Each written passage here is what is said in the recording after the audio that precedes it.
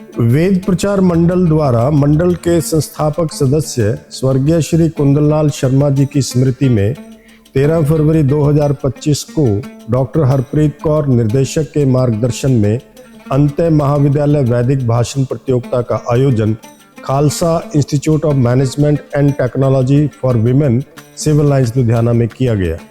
समारोह की अध्यक्षता Shri मनुदीप Kaushal, principal Guru Tegh Bahadur institute of management and technology Dakha ने की। समारोह की विशिष्ट अतिथि doctor Neetu Sethi, principal modern college of education Shergarh Cheema, Shrimati Mala Dhanda, प्रबंध निर्देशक messrs Dhanda jewellers private limited Ludhiana, Shri Rakesh Chhabra एवं श्रीमती अलका छाबड़ा, निर्देशक Nirdosh school of special children Ludhiana ने दीप प्रज्वलित करके किया। श्री गौरव श्रीन, निर्देशक messrs Vayutel technology services private limited, doctor Mullai S, तरुश्री physiotherapy centre ने ड्रा निकालकर और प्रतियोगियों को बैज प्रदान करके प्रतियोगिता का शुभ आरंभ कराया। समारोह के अतिथियों का स्वागत सरोजनी सैदा, बॉबी मल्होत्रा, भारत भूषण डावर, निरोत्तमा मौदगिल, रेणु वधवा एवं अन्य पदाधिकारियों ने किया। इस प्रतियोगिता में 23 महाविद्यालयों के छात्रों ने भाग लिया। प्रतियोगियों ने वैदिक संस्कृति के अतिरिक्त वर्तमान में विभिन्न समस्याओं से संबंधित विषयों पर अपने वक्तव्य दिए। प्रोफेसर एसपी सिंह, प्रोफेसर महिमा खोसला, प्रोफेसर रश्मि ग्रोवर ने निर्णायक की भूमिका निभाई, जबकि मंच संचालन श्रीमती कमलेश गुप्ता एवं इंस्टीट्यूट के छात्रों ने किया। इस प्रतियोगिता में प्रकृति झा, रामगढ़िया गर्ल्स कॉलेज मिलरगंज प्रथम स्थान पर, Neha Kumari BCM college of education Ludhiana द्वितीय स्थान पर, Pooja Guru Nanak college for women model town Ludhiana तृतीय स्थान पर रहे, जबकि प्रशंसनीय पुरस्कार Amna Parveen modern college of education Malerkotla तथा Bhumika Arya college girls civil lines Ludhiana को मिला। मंडल की ओर से सभी अतिथियों को सत्यार्थ प्रकाश भेंट करके सम्मानित किया गया। प्रस्तुत है इस कार्यक्रम की कुछ झलकियां।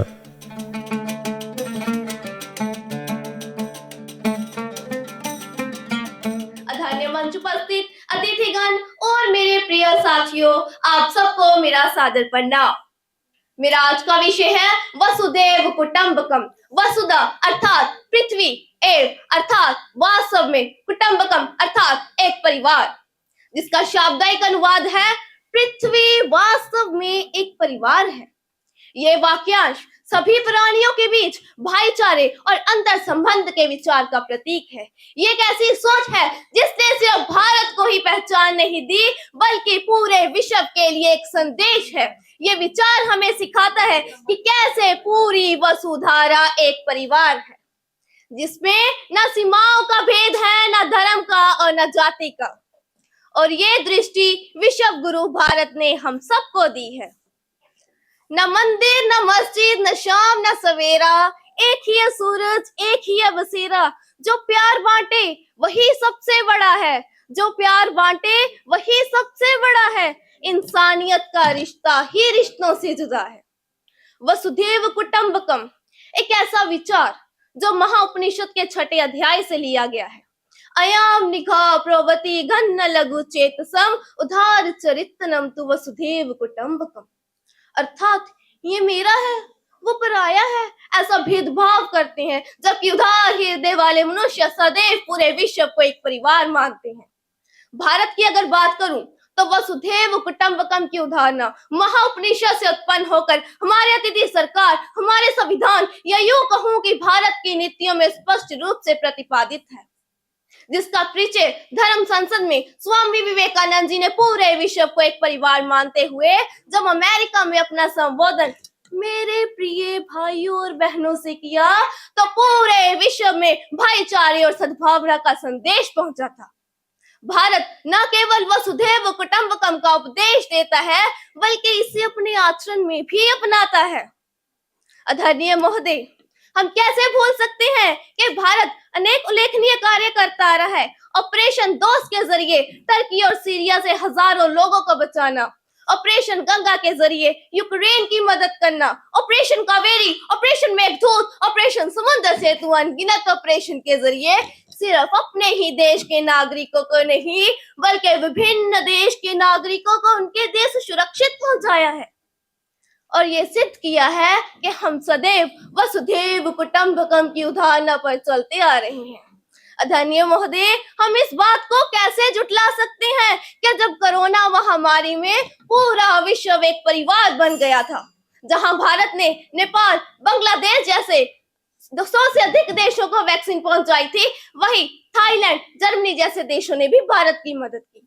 आदरणीय महोदय, हम इस बात को कैसे भूल सकते हैं कि जब भारत G20 की कमान संभाल रहा था तो पूरा राजनीतिक तनाव, आर्थिक मंदी, गरीबी, भूखमरी जैसे गंभीर संकट पूरे विश्व में व्याप्त थे और इसीलिए इस G20 का विषय भी यही रखा गया था, एक पृथ्वी, एक भविष्य, एक परिवार, ताकि सभी की समस्याओं को अपनी समस्या समझकर उनका समाधान निकाला जा सके। जैसे किसी परिवार में मैं की जगह हम की भावना मानी जाती है, जैसे किसी एक की समस्या को हम सब की समस्या समझा जाता है, वैसे ही पूरे विश्व को मैं की जगह हम के दृष्टिकोण और बढ़ते हुए वसुधैव कुटुंबकम के मानवता की एकता और पर्यावरण के लिए खुद की जीवन शैली में परिवर्तन लाना चाहिए और ये परिवर्तन इन कुछ सिद्धांतों को अपनाकर ही लाया जा सकता है, जैसे कि सकारात्मक मनोदृष्टि, सकारात्मक व्यवहार, अहिंसा और शांति। अगर इन सिद्धांतों को हम अपने जीवन में अपनाएं तो युद्ध की जगह शांति होगी, नफरत की जगह प्रेम होगा और ये पूरी दुनिया एक सच्चा परिवार बन जाएगी। कहीं भी चले जाओ, ये मिट्टी अपनी है, इस देश की गलियां सपनों की छवि है। जो एक दूसरे का दुख अपनाए, जो एक दूसरे का दुख अपनाए, वही वसुधा का पुत्र कहलाए, वही वसुधा का पुत्र कहलाए। वसुधैव कुटुंबकम, इसे विचार नहीं संकल्प बनाए, इसे विचार नहीं संकल्प बनाए, प्रकृति और प्रेम का दीप जगाए, प्रकृति और प्रेम का दीप जगाए। धन्यवाद। नमस्कार। पूजा से पहले अपने माँ बाप के चरण छुओ, आशीर्वाद लो अपने शिक्षकों का और फिर देखिए सफलता कैसे आपके पैर चूमती है। आज का मेरा विषय है जो हमारी सभ्यता, हमारे समाज और हमारी संस्कृति की नींव है, माता, पिता और शिक्षक का सम्मान। माता हमारी पहली शिक्षक, हमारी पहली गुरु होती है। पिता हमारे पहले आदर्श और आचार्य हमारे वो दीपक होते हैं जो हमें अंधकार से प्रकाश की ओर लेकर जाते हैं। लेकिन अगर हम इन्हीं का ही सम्मान करना भूल जाएं तो क्या हम एक सही राह पर जा रहे हैं? दोस्तों, हमारे वेदों में, हमारे शास्त्रों में ये कहा गया है, मातृदेव भव, पितृदेव भव और आचार्य देव भव। अर्थात माता भगवान समान है, पिता भगवान समान है और शिक्षक भी भगवान समान है। और अगर हम इन्हीं का ही अपमान करें तो क्या हम जिंदगी में सफलता पा सकते हैं? आजकल के आधुनिक युग में जब हम तकनीकी के साथ आसमान को छू रहे हैं, वही हम अपनी जड़ों को भूलते जा रहे हैं। जो माँ बाप हमें हमारी खुशियों के लिए खुद की खुशियों का बलिदान दे देते हैं, आज वही ही अपेक्षा का शिकार हो रहे हैं। किसी ने बहुत खूब कहा है कि जिसकी ममता के आगे समुद्र भी छोटा पड़ जाए, जिसकी दुआओं के आगे किस्मत को भी झुकना पड़े, ऐसा बेमिसाल होता है एक माँ का प्यार। और शिक्षक, माँ बाप हमें जन्म देते हैं और शिक्षक हमें जीने की कला सिखाते हैं।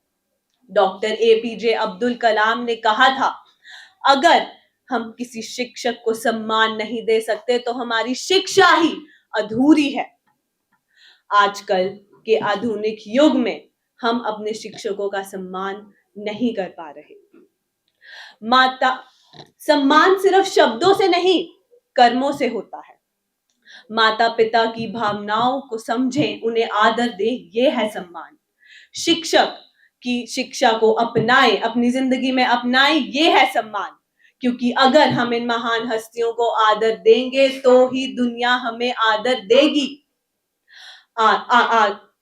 और आगे मैं ये कहना चाहूंगी कि अगर हम इनको आदर देंगे तो ही दुनिया हमें आदर देगी। तो ही दुनिया हमें आदर देगी। मैं आप सभी, और आजकल हम क्या कर रहे हैं? छोटी छोटी बातों पर लड़ाई झगड़ा। क्या यही हमारी शिक्षा है? हमें समझना चाहिए कि अगर हम अपने माता पिता को सम्मान नहीं दे रहे हैं तो हम एक सही कर्तव्य नहीं निभा रहे हैं। मैं आप सब से कहना चाहूंगी कि आज हम एक संकल्प लेंगे कि हम अपने माता पिता का सम्मान करेंगे, अपनी शिक्षक की दी हुई शिक्षा को अपनाएंगे और सबका आदर करेंगे, बिल्कुल भी अहंकार में नहीं रहेंगे। मैं अंत में ये कहना चाहती हूं कि ऊंचाइयों को छूना चाहते हो तो झुकना सीखो। माता पिता और शिक्षक के चरणों में सिर रखो और फिर देखो दुनिया कैसे तुम्हें सलाम करती है। धन्यवाद।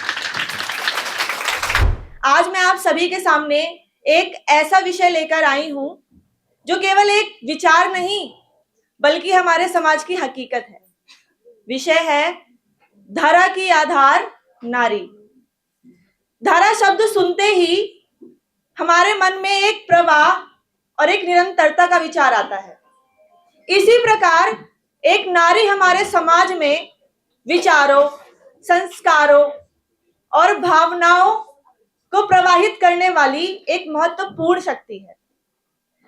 अच्छा, क्या आपने कभी सोचा है या हम सब ने कभी सोचा है कि अगर नारी ना होती तो ये दुनिया कैसी होती? क्या कभी सोचा है कि अगर ये नारी ना होती तो ये दुनिया कैसी होती? जब एक माँ अपने बच्चे को जन्म देती है तो वो एक जिंदगी नहीं बल्कि एक नए भविष्य को आकार देती है। एक बहन जब अपने भाई के लिए हाथों में उसके राखी बांधती है या उसके लिए दुआ करती है तो वह केवल एक रिश्ते को नहीं बल्कि स्नेह को जीवंत रखती है। दूसरी तरफ जब एक बेटी अपने माँ बाप को उनका सहारा बनती है तो वह केवल एक जिम्मेदारी नहीं बल्कि समाज को एक नई दिशा दिखाती है, समाज को बदलने का एक नजरिया दिखाती है। नारी केवल एक शरीर नहीं बल्कि विचारों, संस्कारों और भावनाओं की जीवंत मूर्ति है। इतिहास गवाह है कि नारी ने जब जब अपने कदम बढ़ाए तब तक दिशा और संसार को न जाने कितनी अच्छाइयां, कितने रास्ते, कितनी मंजिलें दिखाई हैं। देखा जाए तो सीता का त्याग, रानी लक्ष्मीबाई का साहस, कल्पना चावला का सपना, ये सभी नारी की अनगिनत ऊंचाइयों, कामयाबियों की खाली कुछ पन्ने हैं। लेकिन क्या सच में समाज में नारी को उसका वास्तविक स्थान मिला है? नारी की पीड़ा आज भी है संघर्ष जारी। आज भी एक बेटी के जन्म पर सवाल उठाए जाते हैं। आज भी कई बेटियां शिक्षा से वंचित रह जाती हैं। आज भी कार्यस्थलों में कई महिलाएं, देखा जाए तो अधिकतर महिलाएं, अपने सम्मान से वंचित रह जाती हैं। आज भी कई घरों में कई महिलाएं संघर्ष का सामना कर रही हैं। ना उन्हें सम्मान है, ना उनकी कदर है। आज भी कई महिलाएं संघर्ष, सम्मान से पीड़ित हैं।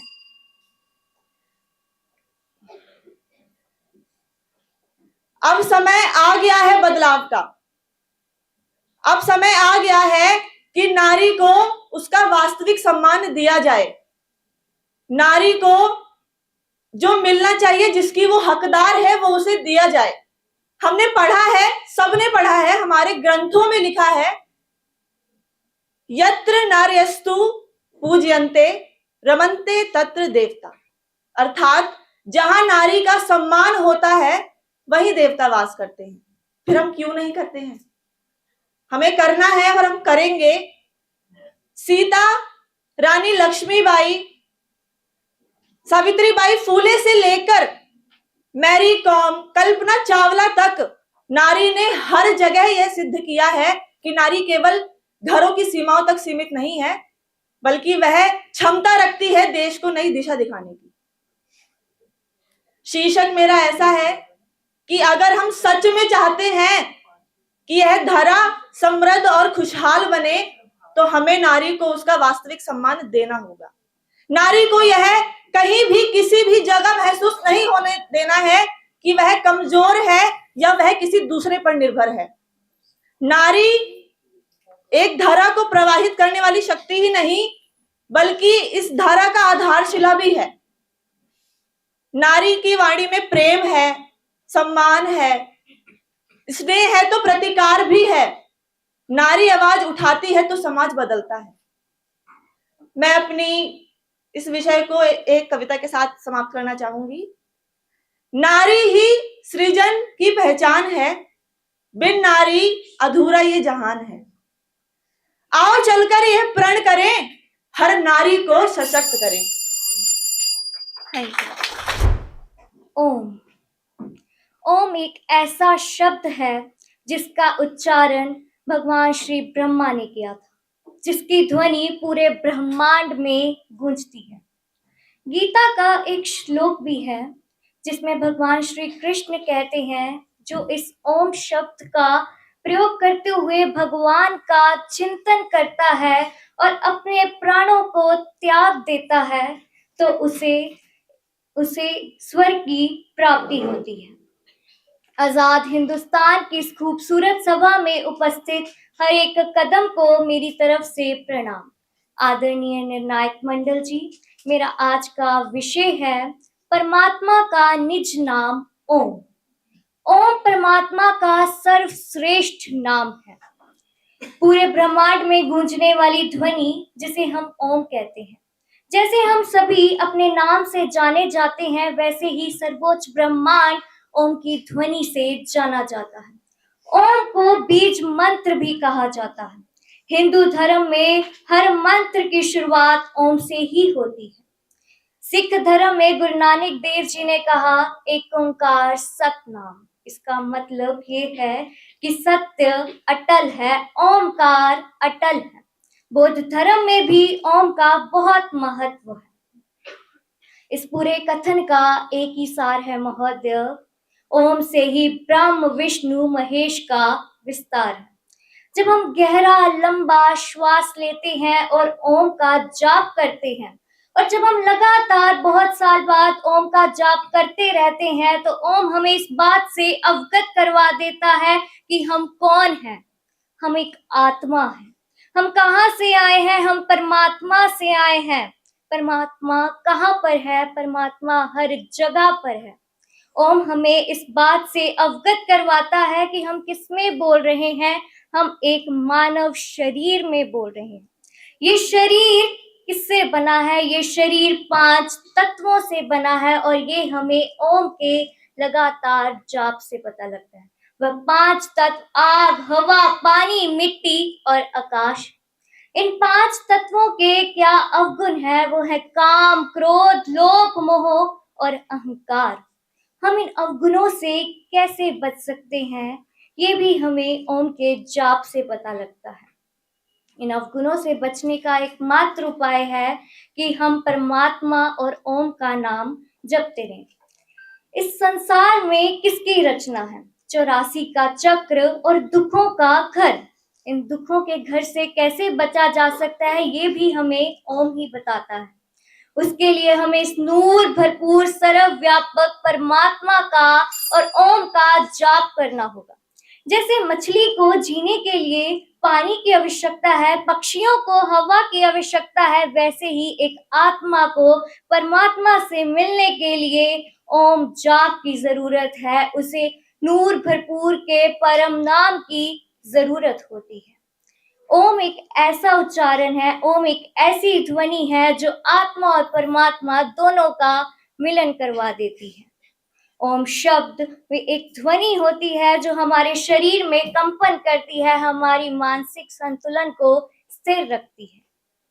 ओम से हम परमात्मा तक पहुंच सकते हैं और परमात्मा को जान सकते हैं। परमात्मा के बाद का जो रास्ता होता है वो भी हमें ओम से ही पता चलता है।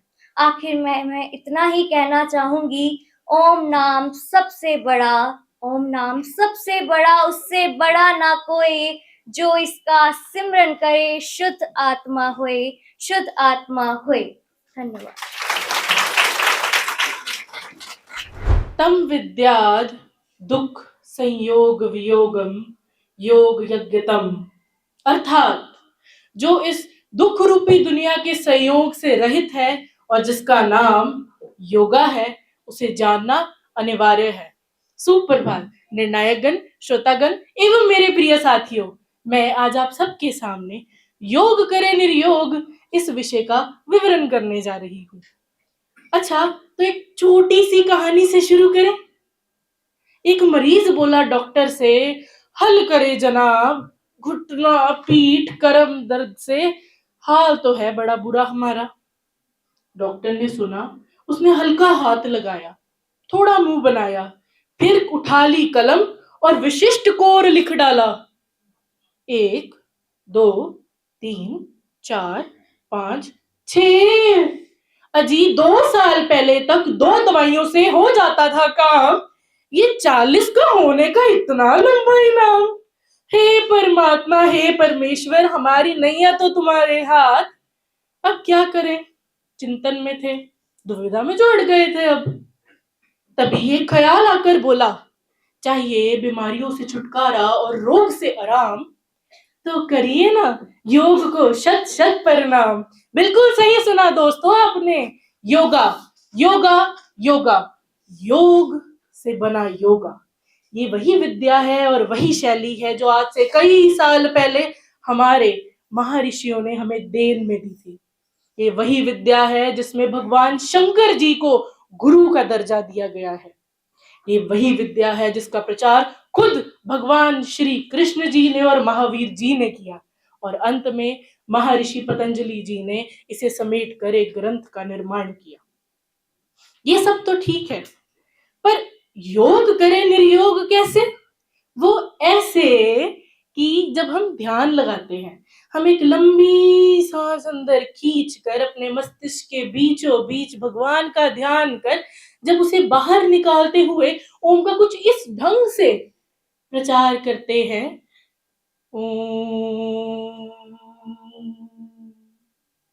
ओम जो सृष्टि का रचयिता है, इनके ध्यान से हमारा मस्तिष्क शांत संतुलित होता है। ADHD, एंजाइटी, डिप्रेशन जैसी बीमारियों से मुक्ति मिलती है। और केवल ये नहीं, अनुलोम विलोम वो कैसे भूल सकते हैं, उसकी प्रतिदिन क्रिया से हमारे फेफड़े मजबूत होते हैं, साफ होते हैं और साइनस जैसी बीमारियों का हल होता है। और कपाल भाती को तो कैसे भूला जा सकता है, इससे हमारी पाचक शक्ति मजबूत जो होती है। केवल यही नहीं, गर्भवतियों के लिए भी योग उतना ही जरूरी है। और आश्चर्य की बात तो ये है कि जो मनुष्य की 7 चक्र है ना, उनकी जागृति भी योग के प्रभाव से होती है। तो दोस्तों, योग, आसन, इनके लाभ, इसकी जो सूची है ना, वो असीमित है। और 3 मिनट में उसे समेट देना, इस विशाल समुद्र को समेट देना आसान नहीं। तो इस कथन का तो यही सार है, स्वस्थ बिना मन बेकार, स्वस्थ बिना कर्म बेकार। 4 पाई पे पड़ जाओगे, जीवन में रह जाएगा सिर्फ डॉक्टर का काम, होंगे सिर्फ जंडू बाम और आयोडेक्स। तो उठिए ना मनुष्य सुबह और कर लीजिए थोड़ा योग और व्यायाम। 2 मिनट, 3 मिनट, 5 मिनट, जैसे आपको ठीक लगता है, थोड़ा योग और व्यायाम, थोड़ा योग और व्यायाम। धन्यवाद। This, teachers, and my dear audience, we gather today at a time of unprecedented knowledge. Information flows like a river, vast and seemingly endless. Yet, amidst this abundance, a question lingers. Is knowledge enough? Is it sufficient to merely possess information? Or must we grapple its implication, its ethical weight? Today, I stand before you to argue that knowledge without morals, it's not just incomplete, but potentially dangerous. It is like a ship without a rudder, adrift on a turbulent sea, capable of great speed but lacking direction. Knowledge gives us power, but power without morality is dangerous. Knowledge gives us power, but power without morality is very dangerous. History bears witness to this truth. The same science that discovers life saving medicines has also created weapons of mass destruction. The same intelligence that builds societies can also manipulate and exploit. Without moral values, knowledge becomes a tool for greed, oppression, and destruction. Just imagine a doctor who has mastered the art of surgery but lacks compassion for his patient. Imagine a scientist who prioritizes profit over ethics. Imagine a leader who is intelligent but corrupt. Would we call them truly successful? No, because their knowledge is incomplete without their moral values. Mahatma Gandhi once said, knowledge without character is a sin. A true wisdom is not just about knowing facts, it is about using them to make the world better. Knowledge must walk hand in hand with honesty, loyalty, and trust. Knowledge, in its purest form, is the force of enlightenment, a beacon of understanding. It empowers us to unravel the mysteries of the universe and the complexities of the world. But knowledge alone is insufficient. It is the moral compass, the unwavering commitment to its ethical principle that gives us a purpose for our understanding. We must remember that knowledge is not a destination, but a journey that requires constant reflection, a critical examination of our values, and a commitment to use our understanding. Dear friends, knowledge is not just about filling our mind, it is about shaping our hearts. A truly educated person is not the one who knows everything, it's the one who chooses to do the right thing. So let us strive not just to be knowledgeable, but to be good, ethical, and responsible individuals. Thank you. मन ही मन को जानता, मन की मन से प्रीत, मन ही मनमानी करे, मन ही मन का मीत, मन झूमे मन बावरा, मन की अद्भुत रीत, के मन के हारे हार है और मन के जीते जीत। आदरणीय अध्यक्ष महोदय, अध्यापक गण तथा प्रिय मित्रों, प्रणाम। आज मैं आप सभी के समक्ष एक अत्यंत महत्वपूर्ण विषय मानसिक स्वास्थ्य अति आवश्यक के ऊपर अपने विचार प्रकट करने आई हूँ। मान्यवर, सर्वप्रथम मैं मानसिक स्वास्थ्य का अर्थ स्पष्ट करना चाहती हूँ। मानसिक स्वास्थ्य एक सकारात्मक अवधारणा है जो मानसिक तथा शारीरिक क्षमताओं पर जोर देता है। जब हम मानसिक रूप से स्वस्थ होते हैं तभी हमारा शरीर भी स्वस्थ रह सकता है। एक कहावत आप सभी ने सुनी होगी कि स्वस्थ मन ही स्वस्थ तन की कुंजी होता है। मान्यवर, इस संसार में हर व्यक्ति खुश रहना चाहता है, अच्छा जीवन जीना चाहता है, फिर चाहे वो आप हो या मैं, हम सभी सुखद जीवन जीना चाहते हैं। परंतु जिसे पूछो वही दुखी है, फिर चाहे वो धनवान हो या निर्धन, स्वस्थ हो या रोगी, तो फिर तनाव मुक्त सुखद जीवन का क्या आधार है? क्या ऐशो आराम भरी जिंदगी इसका आधार है? नहीं। ऐसे बहुत से लोग हैं जो आज भी तमाम सुविधाओं के बावजूद दुखी हैं। अफसोस की बात तो यह है मान्यवर कि शारीरिक रोग पर तो हर कोई ध्यान दे लेता है, परंतु मानसिक रोगी को ढोंगी या फिर उसके तनाव को नाटक का नाम दे दिया जाता है। यदि विश्व स्वास्थ्य संगठन की रिपोर्ट की माने तो आज अकेले भारत में 20 करोड़ से अधिक लोग मानसिक तनाव से जूझ रहे हैं। इनमें ज्यादातर लोग शहरी युवा हैं। यही कारण है कि इसका दुष्प्रभाव देश की प्रगति तथा उद्योगों पर पड़ रहा है। यदि पिछले साल हुई नीट की परीक्षा की बात की जाए तो आपको जानकर हैरानी होगी कि उस समय इतने अधिक छात्र छात्राएं तनाव से जूझ रहे थे कि उन्होंने आत्महत्या जैसा कदम उठाने से भी परहेज नहीं किया। यदि हम लॉकडाउन के समय की बात करें तो उस समय 9.3% युवा, जो कि केवल 18 से 24 वर्ष की आयु का था, मानसिक तनाव से जूझ रहा था। मान्यवर, एक युवा होने के नाते मुझे ये बात बड़े ही अफसोस के साथ कहनी पड़ रही है कि आज की युवा पीढ़ी सबसे अधिक तनाव ग्रसित है। इस बात से आप सभी सहमत होंगे कि आज की टेलीविजन तथा सोशल मीडिया की दुनिया हम युवाओं को लगातार तनाव के दलदल में डुबोती जा रही है। हम सब सुशांत सिंह राजपूत, प्रत्युषा बनर्जी, तुषार शर्मा, मनमीत ग्रेवाल जैसे उदाहरणों को भूलते जा रहे हैं, जो इसी सोशल मीडिया की दुनिया द्वारा दिए गए तनाव के चलते आज हमारे बीच नहीं है। तो सवाल ये आता है कि कैसे स्वयं को स्वस्थ रखा जाए। हाल ही में मैंने प्रधानमंत्री नरेंद्र मोदी जी का एक इंटरव्यू सुना, जिसमें उन्होंने बताया था कि कैसे जब उन्हें कोई घटना परेशान करती है तो वह उसे कागज पर लिखकर उस कागज को फाड़ कर फेंक देते हैं। आप भी ऐसी विधियों को अपने जीवन में अपनाएं। आप योग तथा प्रातः काल की सैर को अपने जीवन में अवश्य अपनाएं। यदि मेरी सलाह माने तो अपने मन की बात अपने अभिभावकों तथा किसी प्रिय मित्र से जरूर साझी करें। देखिए, आज हम अपने जीवन में हो रही कमियों के लिए सरकार को नहीं बल्कि स्वयं को ही जिम्मेदार ठहरा सकते हैं। एक मानसिक रूप से स्वस्थ युवा ही मानसिक रूप से स्वस्थ समाज का निर्माण कर सकता है। आज आप कुरुक्षेत्र में खड़े अर्जुन के समान हैं, जो इसी तनाव के चलते युद्ध लड़ने से इनकार कर रहे थे, किंतु याद रहे, आपका मन वो अर्जुन है तो आप स्वयं उसे शांत करने वाले श्री कृष्ण बनिए।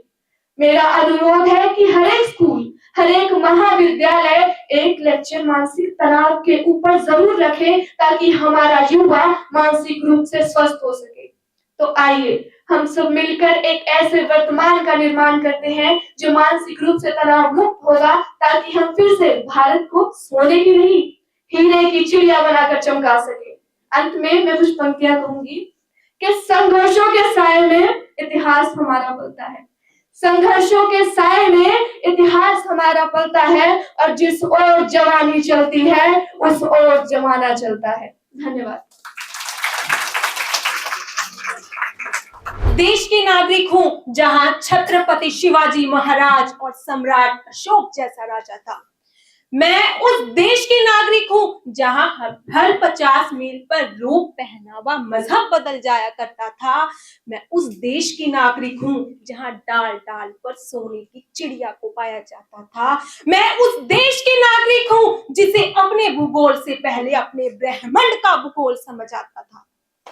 सभा में उपस्थित जज साहिबान, अध्यापकगण और मेरे प्रिय छात्रों, आप सभी का हार्दिक स्वागत और अभिनंदन। मैं प्रतियोगी नंबर 8 आज आपके समक्ष कुछ विचार लेकर उपस्थित हुई हूँ, जिसका विषय है नर हो ना निराश करो मन को। मैं खुद ही अपना वंशज हूँ, मैं खुद ही अपना वारिस हूँ। बाधाओं का मुझे खौफ नहीं, मैं मेहनत से बना वारिस हूँ, मैं मेहनत से बना वारिस हूँ। नर हो ना निराश करो मन को, कुछ काम करो, कुछ काम करो, जग में रह के निज नाम करो। सबसे पहले तो यही स्मरण पत्र है कि इंसान से ऊपर भगवान का कोई निर्माण है ही नहीं। एक इंसानी दिमाग में भी लगभग 80 या 85% के आसपास पानी का संघटन रहता है, और एक तरबूज और खीरे में भी लगभग 80 या 85% के आसपास पानी का संघटन रहता है। और जो मुख्य अंतर है एक इंसानी दिमाग और एक सब्जी में, वो है चेतना का, कल्पना शक्ति का, सोचने की क्षमता का।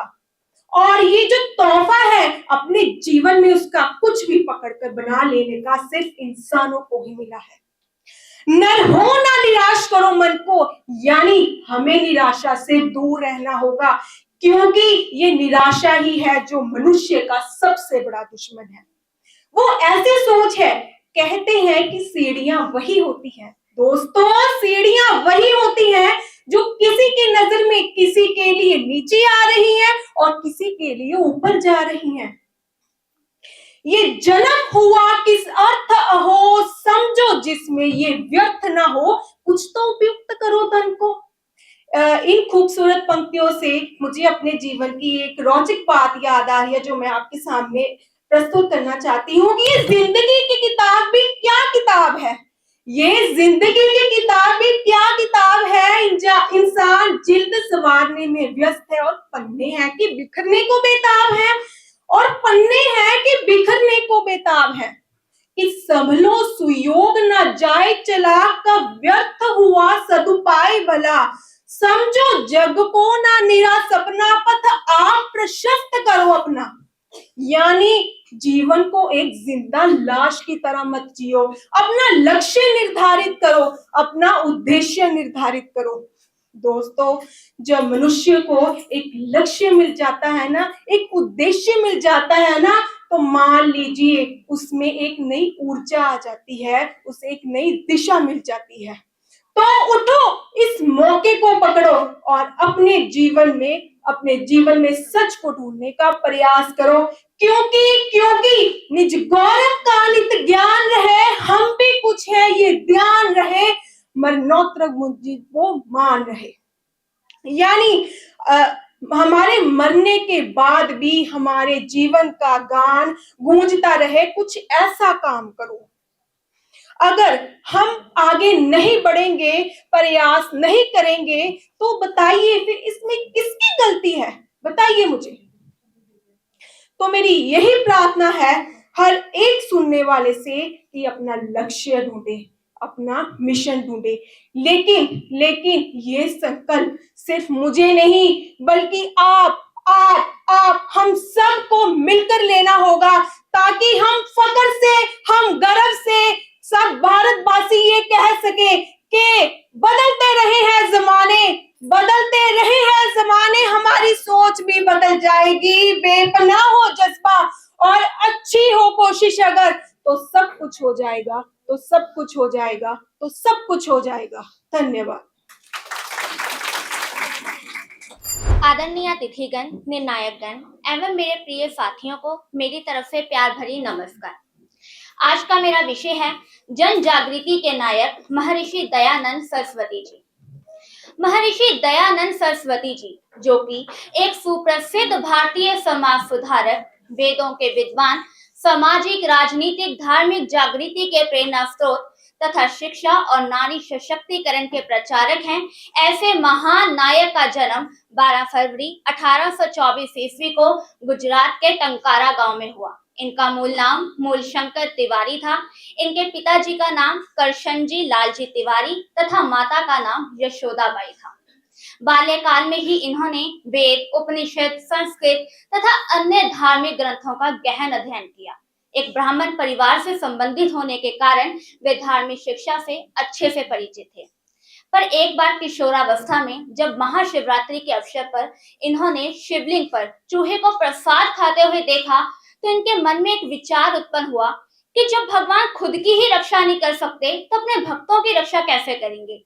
उनके मन में उत्पन्न हुए इस विचार ने उन्हें सत्य की खोज के मार्ग पर प्रेरित किया। अपनी छोटी बहन और चाचा की हैजे के कारण हुई मृत्यु के कारण वे जन्म मरण के अर्थ के बारे में इतनी गहराई से सोचने लगे, ऐसे प्रश्न पूछने लगे कि उनके माता पिता को उनकी चिंता होने लगी। उनके माता पिता ने उनका विवाह करने का निश्चय किया, पर स्वामी जी ने विवाह करने से साफ इनकार कर दिया और सत्य की खोज के लिए 1846 ईस्वी में वे घर से निकल पड़े। अपनी यात्रा करते हुए वे स्वामी विरजानंद जी के पास पहुंचे, जहां से उन्होंने पाणिनि व्याकरण, पातंजल योग सूत्र तथा वेद वेदांग का ज्ञान हासिल किया। अपनी गुरु दक्षिणा में स्वामी विरजानंद ने उनसे मांगा कि उनकी दी हुई शिक्षा को सफल करके दिखाओ, परोपकार करो, अज्ञान रूपी अंधकार को दूर करो। इसके बाद स्वामी दयानंद जी ने अपनी यात्राएं शुरू की और हरिद्वार पहुंचे। हरिद्वार में कुंभ के अवसर पर उन्होंने पाखंड खंडिनी पताका फहराई और पाखंडों का खंडन किया। इसके बाद वे कलकत्ता गए, जहां से उन्होंने पूरे वस्त्र पहनना और हिंदी में बोलना तथा लिखना शुरू कर दिया। 1875 ईस्वी में स्वामी जी ने गिरगांव मुंबई में आर्य समाज की स्थापना की। समाज का कल्याण करना ही इसका परम उद्देश्य है। स्वामी जी वेदों में बहुत विश्वास करते थे। उन्होंने वेदों की ओर लौटो का नारा लगाया। वेदों का प्रचार करने के लिए उन्होंने भारतवर्ष में बहुत सारी यात्राएं की और अपनी इन यात्राओं के दौरान वे जहां जहां भी गए वहां के पंडित विद्वान उनसे हार मानते गए। स्वामी जी ने इस्लामी और इस्लाम धर्म के भी धार्मिक ग्रंथों का गहन अध्ययन किया और अपने शिष्यों के साथ मिलकर 3 मोर्चे चलाए, जिनमें से पहले 2 ईसाईयत और इस्लाम के थे तथा तीसरा सनातन धर्मी हिंदुओं का था। स्वामी जी ने बुद्धिवाद की जो मशाल जलाई थी उसका कोई जवाब ना था। इन्होंने जनगणना, जातिवाद, छुआछूत, सती प्रथा, नर बलि, पशु बलि इन सब का कड़ा विरोध किया और नारी सशक्तिकरण, विधवा विवाह, दलितोद्धार, गुरुकुल शिक्षा प्रणाली इसका समाज में प्रचार किया। स्वामी जी ही वो पहले व्यक्ति थे जिन्होंने स्वराज्य का नारा लगाया, जिसे महात्मा गांधी और लोकमान्य तिलक जैसे महान नेताओं ने अपनाया। गांधी जी ने सत्याग्रह प्रकाश नामक सुप्रसिद्ध ग्रंथ की रचना की और इसमें सभी प्रकार की कुरीतियों का खंडन किया। स्वामी जी को एक बार जोधपुर के महाराज जसवंत सिंह ने जोधपुर में निमंत्रण दिया। वहां स्वामी जी नित्य प्रवचन करते थे। महाराज भी उनका प्रवचन सुनते थे, परंतु उनके राजमहल में एक नन्ही नामक वैश्या का हस्तक्षेप स्वामी जी को पसंद ना था। स्वामी जी के समझाने पर महाराज ने उस वैश्या से अपने सभी संबंध तोड़ लिए, पर वो वैश्या स्वामी जी के इतने खिलाफ हो गई कि स्वामी जी के रसोइये कलिया उर्फ जगन्नाथ को अपनी तरफ मिलाकर स्वामी जी के दूध में पिसा हुआ कांच डलवा दिया। थोड़े समय बाद उस वैश्या ने खुद ही स्वामी जी के पास आकर अपना गुनाह कबूल किया। स्वामी जी ने बड़ी ही उदारता के साथ उसे क्षमा किया और राह खर्च और 500 रुपए देकर उसे वहां से विदा कर दिया ताकि पुलिस उसे परेशान ना करे। और 30 अक्टूबर 1883 ईस्वी को स्वामी जी की मृत्यु हो गई। स्वामी जी की मृत्यु में कहा जाता है अंग्रेज सरकार का बहुत बड़ा षड्यंत्र था। स्वामी जी अपने पीछे एक विचार छोड़ गए, कृण्वन्तो विश्वार्यम, अर्थात सारे संसार को श्रेष्ठ मानव बनाओ। हालांकि स्वामी जी के विचार और आर्य समाज आज भी जीवित हैं। स्वामी जी के विचार आज भी हम भारतीयों को प्रेरित करते हैं। वे सही मायने में जन जागृति के नायक हैं। धन्यवाद। मजहब नहीं सिखाता आपस में वैर करना, हिंदी है हम, वतन है हिंदुस्तान हमारा। यूनान, मिस्र और रोमा सब मिट गए जहां से, अब तक मगर बाकी है नामो निशा हमारा, नामो निशा हमारा। आदरणीय अध्यक्ष महोदय, निशील विवेकी निर्णायकगण व सभा में उपस्थित श्रोतागण, आज मेरे बोलने का वक्तव्य विषय है राष्ट्रीय अस्मिता का आधार हिंदी। आज जिस दौर में हम रह रहे हैं वहां कदम कदम पर भाषा की समस्या से रूबरू होना पड़ता है। कोई हिंदी की महत्वता की बात करता है तो कोई अपनी मातृभाषा का परचम लहराता है। इसीलिए आज तक हिंदी राष्ट्रभाषा नहीं बन पाई। हिंदी तो वह भाषा है जिससे पूरे देश को एक सूत्र में पिरोया जा सकता है। अंग्रेजी भाषा के बढ़ते चलन और हिंदी की अनदेखी को रोकने के लिए हर साल 14 सितंबर को हिंदी दिवस मनाया जाता है। किसी भी देश की भाषा और संस्कृति उसकी पहचान होती है। उसी प्रकार हमारे भारत देश की भाषा हिंदी है और हमें अपने हिंदी का प्रचार करना चाहिए, लोगों तक अपनी भाषा पहुंचानी चाहिए। आपने अक्सर बड़े बड़े पत्रकारों और बुद्धिजीवियों को बड़े ही गर्व से कहते हुए सुना होगा कि सॉरी, मेरी हिंदी थोड़ी कमजोर है। लेकिन अगर किसी व्यक्ति की अंग्रेजी कमजोर हो तो उसे अनपढ़ मान लिया जाता है। आजकल हिंदी में बात करना फैशन में नहीं है, क्योंकि आपने सुना ही होगा देसी घी भी आजकल बटर हो गया है, चाकू भी आजकल कटर हो गया है, फिर कैसे कहें हिंदी है हम। रूस, जर्मनी, चीन जैसे देश ने अपनी राष्ट्र भाषा को अपनाकर बुलंदी की राहों को चूमा है, क्योंकि उन्होंने अपनी देश की भाषा का सम्मान किया है। भारत देश की भाषा हिंदी है। जब हम अपनी भाषा का सम्मान करेंगे तभी तो हम बुलंदी की राहों को चूमेंगे। हम सबके दिल में सिर्फ एक ही विचार होना चाहिए कि हिंदी हमारी भाषा है, इसको हम पूरे गर्व से अपनाएं, तभी तो ये एक सामाजिक भाषा, एक देश की भाषा साबित हो पाएगी। हिंदी वह भाषा है जिससे पूरे देश को एक सूत्र में हम पिरो के एक माला की तरह अपने गले में डाल सकते हैं। हिंदी वह भाषा है जिससे करीबन 40 के अमेरिका के देशों में हिंदी के विश्वविद्यालयों में पढ़ाई जाती है। 1950 में हिंदी को राष्ट्रभाषा का दर्जा मिला। 60 करोड़ से ज्यादा लोग हिंदी बोलने और समझने की स्थिति में हैं। 6 करोड़ से ज्यादा लोग हिंदी का इस्तेमाल करते हैं। हर घर में हर बच्चे को हिंदी का महत्व बताना चाहिए, तभी तो हिंदी भाषा का परचम लहराया जाएगा। क्योंकि आप सबने ये तो सुना ही होगा, अगर किसी चीज को हम पूरे दिल से चाहें तो पूरी कायनात उसे हमसे मिलाने में जुट जाती है। तो क्यों ना हम हिंदी को पूरे दिल से चाहें और खुली बाहों से अपनाएं। जय हिंद, जय भारत। आदरणीय मुख्य अतिथि, निर्णायकगण, प्रोफेसर साहिबान एवं मेरे प्यारे विद्यार्थी साथियों, आप सभी को मेरा सादर प्रणाम। आज मैं आप सभी के साथ धर्म के 10 लक्षण विषय पर बात करने जा रही हूँ। हमारी भारतीय संस्कृति श्रेष्ठ एवं समृद्ध है, जिसके माध्यम से हमें श्रेष्ठ जीवन यापन का ज्ञान होता है। हमारी भारतीय संस्कृति का अभिन्न अंग धर्म हमें सद्मार्ग पर चलने के लिए प्रेरित करता है। विभिन्न ग्रंथों यथा श्रीमद् भागवत गीता, श्री गुरु ग्रंथ साहिब आदि में धर्म के लक्षणों का बोध होता है, जिनको अपनाकर हम अपना जीवन श्रेष्ठ बना सकते हैं। धर्म के 10 लक्षण विषय पर बात करने से पहले हम बात करेंगे कि धर्म क्या है। हर वह कर्म जो हमें हमारे द्वारा किया जाना अच्छा लगता है, वह धर्म है। जैसा व्यवहार हम अपने लिए दूसरों से चाहते हैं, वैसा ही व्यवहार हम दूसरों के साथ करें, यही धर्म है। जैसे हम चाहते हैं कि कोई हमसे झूठ ना बोले, झगड़ा ना करे, तो हमें भी चाहिए कि हम भी किसी से झूठ ना बोले और झगड़ा ना करें। सत्य, संयम, तप, त्याग, अकिंचन तथा ब्रह्मचर्य के इन सभी शब्दों के साथ उत्तम शब्द लगा होता है, अर्थात ये सब लक्षण उत्तम होते हैं। 10 लक्षणों में से सबसे पहला लक्षण है उत्तम क्षमा, अर्थात सभी दोषों और गलतियों को क्षमा करने की क्षमता। उत्तम मार्दव, अर्थात अहंकार और घमंड से दूर रहना। उत्तम आर्जव, अर्थात ईमानदारी और सच्चाई से जीवन व्यतीत करना। उत्तम शौच, अर्थात शारीरिक, मानसिक एवं नैतिक शुद्धता बनाए रखना। उत्तम सत्य, अर्थात सत्य बोलना और किसी भी तरह के झूठ से दूर रहना। उत्तम संयम, अर्थात जो कुछ भी है उसमें संतोष रखना।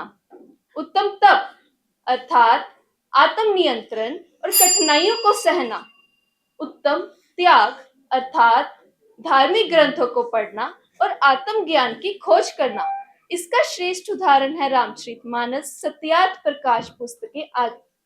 उत्तम अकिंचन, अर्थात संपत्ति और वस्तुओं की अनावश्यक चाह से बचना। उत्तम ब्रह्मचर्य, अर्थात संयमित जीवन तथा यथासंभव संयम बनाए रखना। उपरोक्त धर्म के 10 लक्षण आत्म सुधार और धार्मिक अनुशासन के मूल तत्व हैं। धर्म के 10 लक्षणों को धारण करने से हम सबका जीवन पर्वमय हो जाएगा। अतः मैं इन पंक्तियों के साथ अपने शब्दों को विराम देती हूँ। धर्म हमारा पुष्प है और 10 लक्षण इसकी पंखुड़ियां। धर्म एक सागर है और 10 लक्षण इसकी लहरें। शुक्रिया।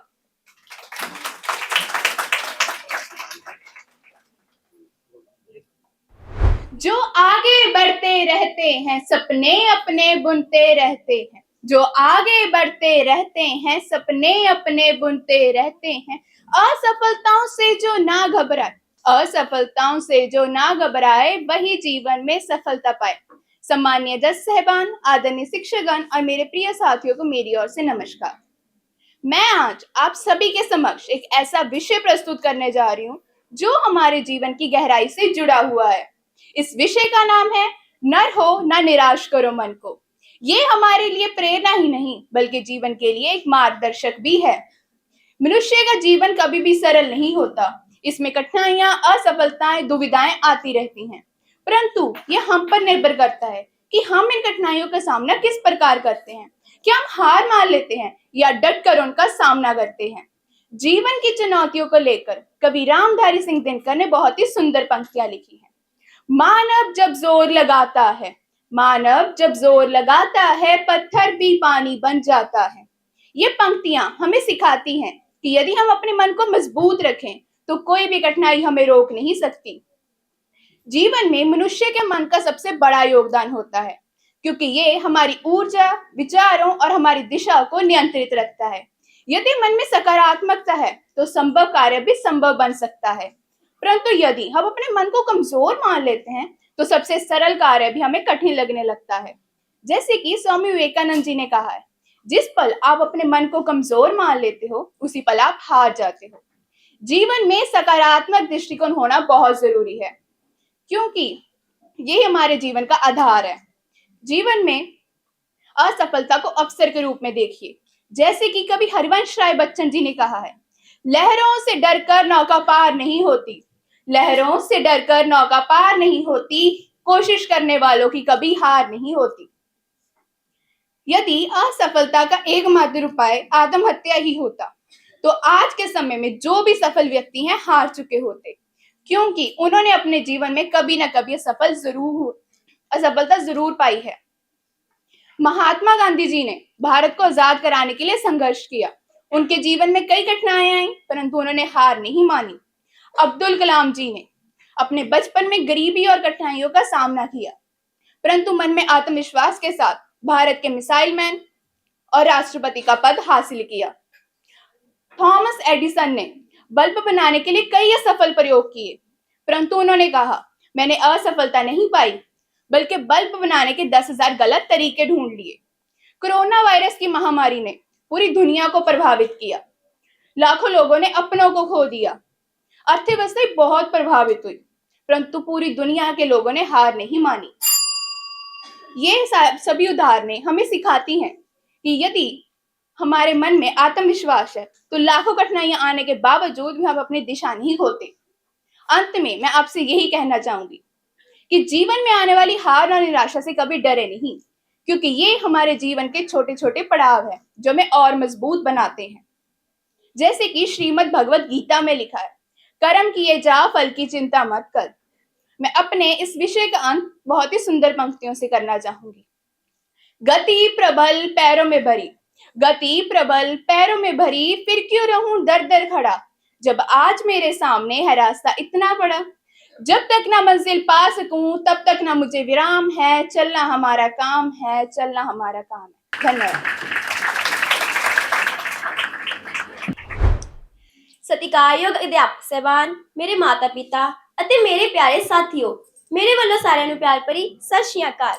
ਮੇਰਾ ਅੱਜ ਦਾ ਵਿਸ਼ਾ ਹੈ ਮਾਤਾ ਪਿਤਾ ਅਤੇ ਅਧਿਆਪਕ ਲਈ ਸਤਿਕਾਰ। ਮਾਂ, ਮਾਂ ਦੀ ਗੋਦ ਪਹਿਲਾ ਸਕੂਲ ਹੁੰਦੀ ਹੈ। ਪਿਤਾ ਜੀਵਨ ਦਾ ਆਸਰਾ ਹੁੰਦੇ ਹਨ ਅਤੇ ਅਧਿਆਪਕ ਇੱਕ ਮਸ਼ਾਲ ਦੀ ਤਰ੍ਹਾਂ ਸਾਡੇ ਭਵਿੱਖ ਨੂੰ ਸੰਵਾਰਦੇ ਹਨ। ਇਸ ਵੱਲ ਸਿਰਫ ਰਿਸ਼ਤਿਆਂ ਤੱਕ ਸੀਮਤ ਨਹੀਂ ਹੁੰਦੇ, ਸਗੋਂ ਇਹ ਸਾਡੇ ਜੀਵਨ ਦੀ ਨੀਂਹ ਹੁੰਦੇ ਹਨ। ਮਾਤਾ ਪਿਤਾ ਸਾਡੇ ਪਹਿਲੇ ਗੁਰੂ ਜੋ ਸਾਡੇ ਆਦਰਸ਼ ਹੁੰਦੇ ਹਨ, ਉਹ ਸਾਡੇ ਲਈ ਅਨੇਕਾਂ ਕੁਰਬਾਨੀਆਂ ਦੇ ਕੇ ਅਨੇਕਾਂ ਖੁਸ਼ੀਆਂ ਨੂੰ ਪ੍ਰਵਾਨ ਕਰਕੇ ਸਾਨੂੰ ਅੱਗੇ ਵਧਾਉਂਦੇ ਹਨ।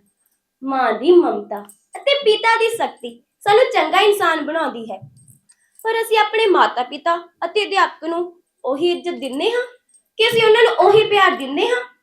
ਅਧਿਆਪਕ ਗਿਆਨ ਦੇ ਪ੍ਰਕਾਸ਼ਕ ਸਾਡੇ ਦੂਸਰੇ ਮਾਤਾ ਪਿਤਾ ਉਹ ਨਾ ਸਿਰਫ ਸਾਨੂੰ ਵਿਦਿਆ ਪ੍ਰਦਾਨ ਕਰਦੇ ਹਨ, ਸਗੋਂ ਚੰਗੇ ਗੁਣ, ਸਹੀ ਗਲਤ ਦੀ ਪਹਿਚਾਣ ਅਤੇ ਜੀਵਨ ਵਿੱਚ ਅਨੇਕਾਂ ਢੰਗ ਤਰੀਕੇ ਦੱਸਦੇ ਹਨ। ਇੱਕ ਅਧਿਆਪਕ ਆਪਣੀ ਪੂਰੀ ਜ਼ਿੰਦਗੀ ਵਿਦਿਆਰਥੀ ਦੇ ਜੀਵਨ ਨੂੰ ਸਫਲ ਕਰਨ ਵਿੱਚ ਸਮਰਪਿਤ ਕਰ ਦਿੰਦੇ ਹਨ, ਪਰ ਅੱਜ ਕੱਲ੍ਹ ਦੇ ਬਹੁਤੇ ਵਿਦਿਆਰਥੀ ਆਪਣੇ ਅਧਿਆਪਕ ਦੀ ਇੱਜ਼ਤ ਨਹੀਂ ਕਰਦੇ, ਜੋ ਕਿ ਇੱਕ ਚਿੰਤਾਜਨਕ ਵਿਸ਼ਾ ਹੈ। ਪਹਿਲਾਂ ਦੇ ਸਮਿਆਂ ਵਿੱਚ ਮਾਤਾ ਪਿਤਾ ਅਤੇ ਅਧਿਆਪਕ ਨੂੰ ਰੱਬ ਦਾ ਦਰਜਾ ਦਿੱਤਾ ਜਾਂਦਾ ਸੀ। ਜੇਕਰ ਉਹਨਾਂ ਵੱਲੋਂ ਕੋਈ ਵੀ ਗੱਲ, ਚਾਹੇ ਉਹ ਗੁੱਸੇ ਨਾਲ ਕਹੀ ਜਾਵੇ ਜਾਂ ਪਿਆਰ ਨਾਲ, ਖਿੜੇ ਮੱਥੇ ਸਵੀਕਾਰ ਕੀਤੀ ਜਾਂਦੀ ਸੀ ਤੇ ਉਸ ਤੇ ਅਮਲ ਵੀ ਕੀਤਾ ਜਾਂਦਾ ਸੀ। ਪਰ ਦੋਸਤੋ, ਜੇਕਰ ਮੈਂ ਗੱਲ ਕਰਾਂ ਅੱਜ ਦੇ ਯੁੱਗ ਦੀ, ਅੱਜ ਦੇ ਆਧੁਨਿਕ ਯੁੱਗ ਦੀ, ਟੈਕਨੋਲੋਜੀ ਨੇ ਤਾਂ ਤਰੱਕੀ ਕੀਤੀ ਹੀ ਕੀਤੀ ਹੈ, ਪਰ ਸਾਡੀ ਯੁਵਾ ਪੀੜ੍ਹੀ ਵੀ ਆਧੁਨਿਕ ਹੋ ਚੁੱਕੀ ਹੈ। ਜੇਕਰ ਉਹਨਾਂ ਨੂੰ ਕੋਈ ਵੀ ਗੱਲ, ਚਾਹੇ ਗੁੱਸੇ ਨਾਲ ਕਹੀ ਜਾਵੇ ਜਾਂ ਥੋੜੇ ਜਿਹੇ ਪਿਆਰ ਨਾਲ ਵੀ, ਉਹੀ ਮਾਤਾ ਪਿਤਾ ਅਤੇ ਅਧਿਆਪਕ ਉਹਨਾਂ ਨੂੰ ਦੁਸ਼ਮਣ ਜਾਪਦੇ ਹਨ, ਉਹਨਾਂ ਦੀ ਗੱਲ ਅਣਸੁਣੀ ਕਰਦੇ ਹਨ, ਉਹਨਾਂ ਦੀ ਇੱਜ਼ਤ ਨਹੀਂ ਕਰਦੇ। हिंदी ਵਿੱਚ ਇੱਕ ਕਵਿਤਾ ਹੈ, लगाते हैं उम्र सारी बनाने में सदन अपना, लगाते हैं उम्र सारी बनाने में सदन अपना, पिला कर रखते है पाला सुख देखा यहाँ सपना, बने शीतल यहाँ छाया जिन्होंने घर संभाला था, उन्हीं को आज प्रिय सूत ने निकेतन से निकाला था, निकेतन से निकाला था।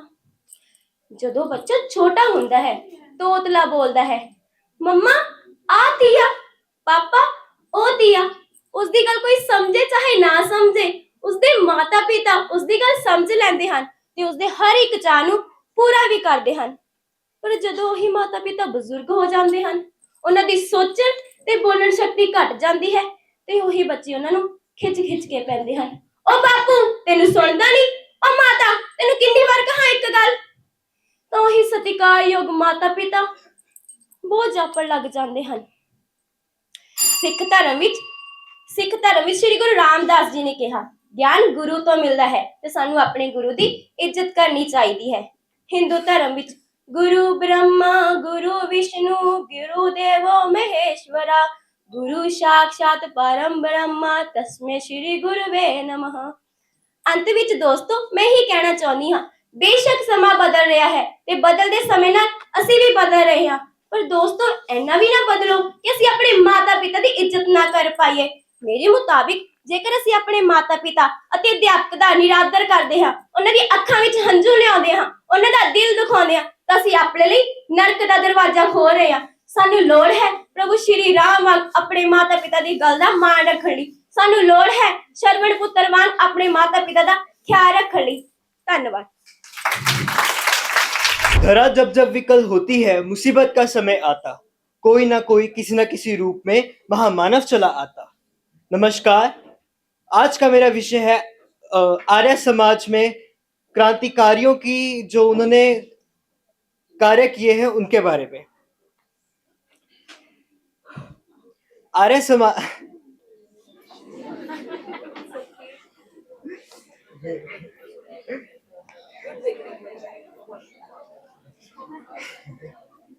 ओके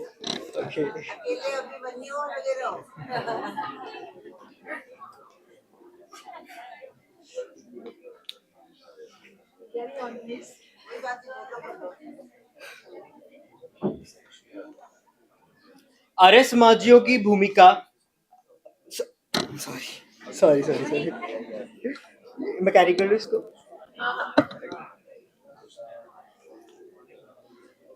स्वतंत्रता आंदोलन में आर्य समाजियों की भूमिका अग्रणी रही है।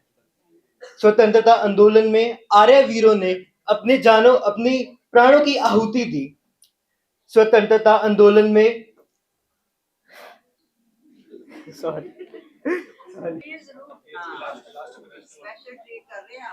रात जब जब बहती है, मुसीबत का समय आता, कोई ना कोई किसी ना किसी रूप में कोई ना कोई महामानव चला आता।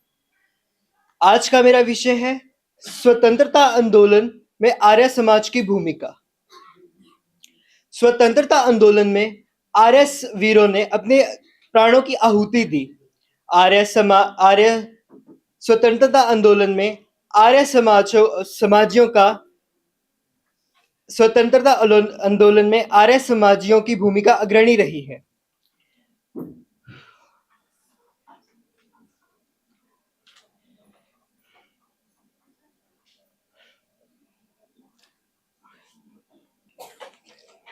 सॉरी, बंद कर दो। Thank you.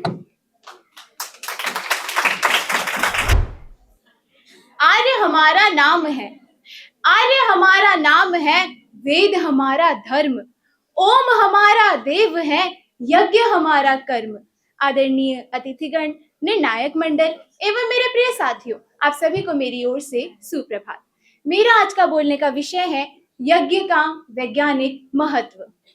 यज्ञ शब्द अनंतता सूचक है। स्वयं जीवन भी एक यज्ञ है। प्राचीन भारतीय युग से ही यज्ञ किए जाने की परंपरा चली आ रही है। आज भी पूजा के अवसर या विशेष अवसरों पर यज्ञ किए जाने की परंपरा है। परंतु यह यज्ञ क्या है और विज्ञान के दृष्टिकोण से यज्ञ का क्या महत्व है? यज्ञ शब्द 2 अक्षरों के मेल से बना है, य और ज्ञ, जिसमें य का अर्थ होता है जो और ज्ञ का अर्थ है ज्ञान, अर्थात जो ज्ञान और विज्ञान पूर्वक है उसे ही यज्ञ कहते हैं। महर्षि स्वामी दयानंद जी के अनुसार यज्ञ एक रासायनिक क्रिया है। पदार्थ विद्या के अनुसार इसमें द्रव्य अविनाशी नियम लागू होता है। इस नियम के अनुसार किसी भी रासायनिक प्रक्रिया में भाग लेने वाले पदार्थों के भार का योग अपरिवर्तित रहता है। अतः अग्नि में आहुति डालने से हानि तो नहीं, लाभ अवश्य है। जब अग्नि में कोई वस्तु डाली जाती है तो वह हल्की होकर शीघ्र ही सारी वायु में फैल जाती है। अग्नि में डाले जाने से अग्नि वस्तु के स्थूल रूप को तोड़कर सूक्ष्म बना देती है। यजुर्वेद में अग्नि को धुर्सी कहकर इसी सत्य को प्रतिपादित किया गया है। यह तथ्य ग्राहम के गैसीय व्यापनशीलता के नियम का आधार है, जिसमें यह कहा गया है कि यदि मिर्च को खाया जाए तो केवल मिर्च खाने वाले व्यक्ति पर ही उसका प्रभाव पड़ता है, लेकिन यदि उसी मिर्च को पीस कर उड़ा दिया जाए तो आसपास बैठे व्यक्ति खांसने लगते हैं, और यदि उसी मिर्च को जला दिया जाए तो उसकी तीक्ष्ण गंध का प्रभाव दूर तक पड़ता है। अतः जो गैस जितनी हल्की होगी उसका प्रभाव उतना ही ज्यादा होगा। हवन में जलने वाली घी और गुड़ से ऑक्सीजन का निर्माण होता है, जिससे वातावरण शुद्ध होता है। माना जाता है कि हवन से जो धुआं उत्पन्न होता है उसमें 94% हानिकारक जीवाणुओं को मारने की क्षमता होती है। फ्रांस के ट्रेले नामक वैज्ञानिक ने यज्ञ पर शोध करते हुए यह बताया है कि यज्ञ में जलने वाली आम की लकड़ी से फॉर्मिक एल्डिहाइड नामक गैस उत्पन्न होती है, जिससे वातावरण में मौजूद विषैले जीवाणु मर जाते हैं। टॉटिक नामक वैज्ञानिक ने यज्ञ पर रिसर्च करके यह पाया है कि यदि आधे घंटे यज्ञ में बैठा जाए और यज्ञ के धुएं से शरीर का स्पर्श हो तो टाइफाइड जैसे खतरनाक बीमारियां फैलाने वाले जीवाणु भी मर जाते हैं। राष्ट्रीय वनस्पति अनुसंधान संस्थान लखनऊ के वैज्ञानिकों ने भी इस पर रिसर्च करके यही पाया है। भारतीय संस्कृति ने अग्निहोत्र को अपनाया है तो किसी अंधविश्वास के कारण नहीं, अपितु वैज्ञानिक आधार पर। अमेरिका के मनोवैज्ञानिक ऑर्नी कैन के अनुसार स्मृति और हवन के धुएं के बीच एक गहरा संबंध है। हवन के धुएं से खोई हुई याददाश्त को वापस लाया जा सकता है। प्राचीन ऋषि मुनि इस रहस्य को जानते थे, तभी तो मस्तक पर चंदन आदि और यज्ञ की राख लगाने का विधान बनाया गया। विज्ञान के क्षेत्र में यज्ञ के लिए कई शोध किए गए। कई अध्ययनों में यह पाया गया कि वातावरण के लिए यज्ञ बहुत लाभदायक है। वहीं कई अध्ययनों में यह पाया गया कि यह शरीर के लिए भी बहुत लाभदायक है। हालांकि अभी भी यज्ञ के क्षेत्र में और कई शोध करने की आवश्यकता है, ताकि यज्ञ के पहलुओं को और अच्छी तरह से जाना जा सके, क्योंकि यज्ञ भारतीय संस्कृति की एक अमूल्य धरोहर है जिसे संरक्षित और प्रोत्साहित किया जाना चाहिए। क्योंकि यज्ञ का न केवल धार्मिक महत्व है, अपितु इसका वैज्ञानिक आधार भी है। अंत में मैं सिर्फ इतना कहना चाहूंगी कि कामनाएं पूर्ण होवे यज्ञ से नर नार की, भावना मिट जाए मन से पाप अत्याचार की, कामनाएं पूर्ण होवे यज्ञ से नर नार की। धन्यवाद। हिंसा सत्यम आस्तेयम ब्रह्मचर्यम क्षमाधृते दयार्जम मिताहारा शौचम चेव यमा दशा। नमस्कार आदरणीय प्राध्यापक वर्ग, निर्णायक गण एवं मेरे प्रिय मित्रों, आज इस भाषण प्रतियोगिता में मेरा बोलने का विषय है जीवन में यम और नियम का महत्व। आज के समय में हम सबके मन में डर भरा जा रहा है। हम रोज सुनते हैं इन धर्म गुरु ने ये कर दिया, उन गुरु महाराज ने वो घोटाला कर दिया। इन सब के कारण हमारा मानो अध्यात्म से विश्वास डगमगाता सा जा रहा है। हमें लगता है यम नियम का अर्थ है चटाई लो, हिमालय पे जाओ आंखें बंद करो और घंटों तक समाधि में बैठ जाओ। लेकिन हम सबका ये जानना अति आवश्यक है कि प्रत्येक मनुष्य के लिए आत्मिक उन्नति बहुत ज्यादा जरूरी है। अब आत्मिक उन्नति होगी कैसे? तो ये होगी जब हम अपने अंदर के दिव्य तत्वों को जागृत करेंगे। दिव्य तत्व ये कैसे जागृत होते हैं? तो इनके लिए है यम और नियम। यम यम का यम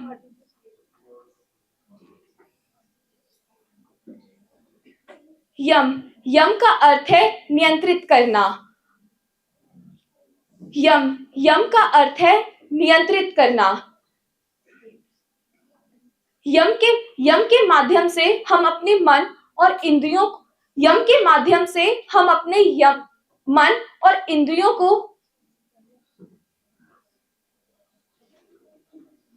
यम के माध्यम से हम अपने मन और इंद्रियों को अहिंसा जैसे अशुभ विचारों से हटाकर एकाग्र कर लेते हैं।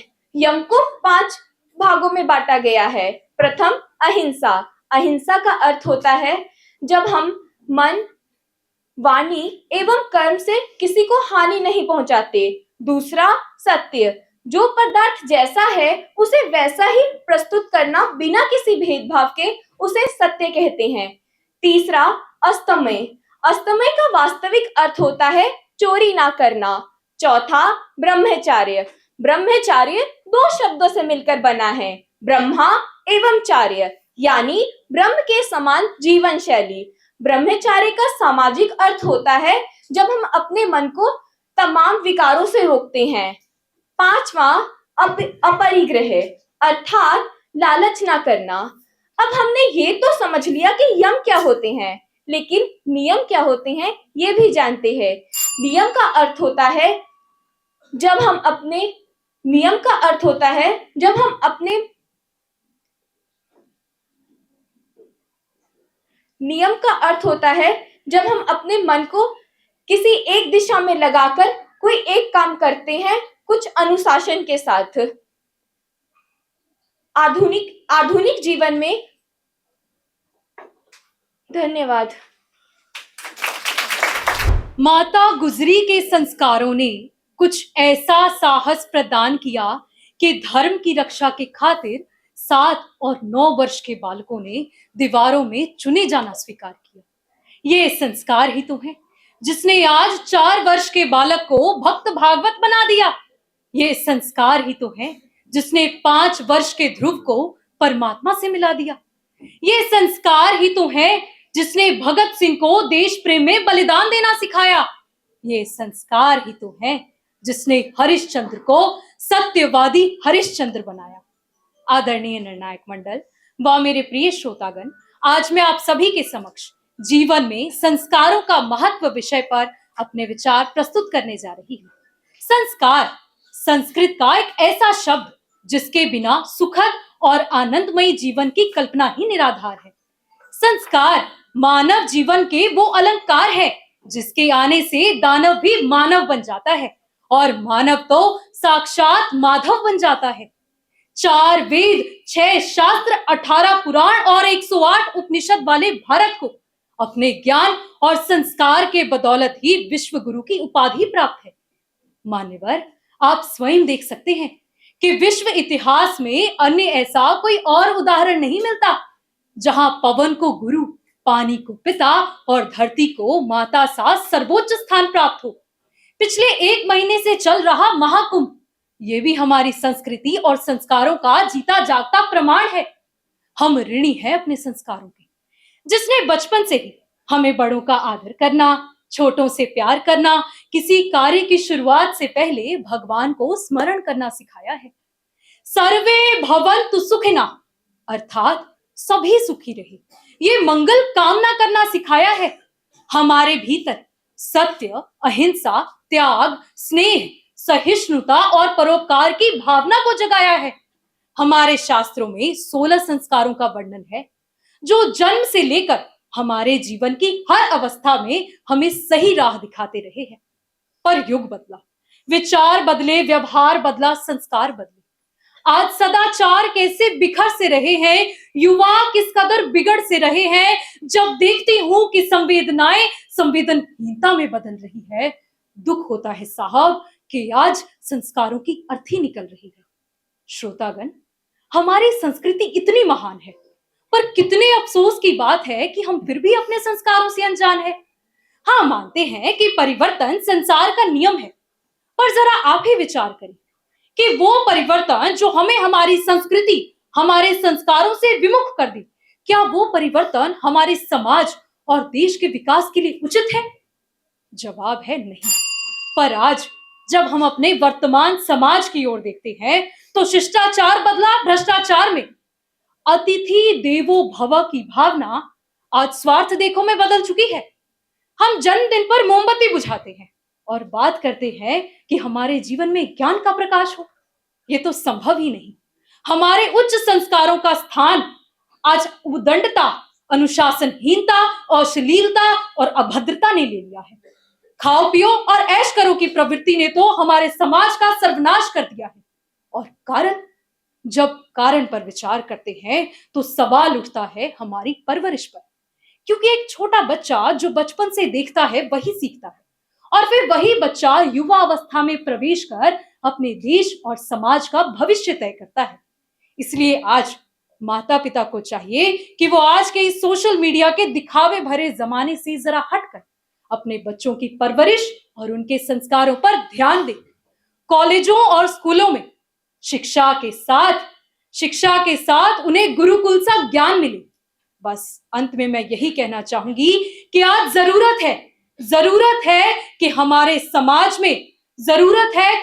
समाज में आध्यात्मिक उपचार की, क्योंकि संस्कार ही है एकमात्र औषधि इस व्याकुल संसार की। संस्कार ही है एकमात्र औषधि इस व्याकुल संसार की। धन्यवाद। Namaha Sarvebhya. I bow down to all present here. What is karma? Life is not just made from our luck or fate. It is forged by our own hands. Every action we take, every choice we make, makes our karma. But what exactly is karma and who is a karma yogi?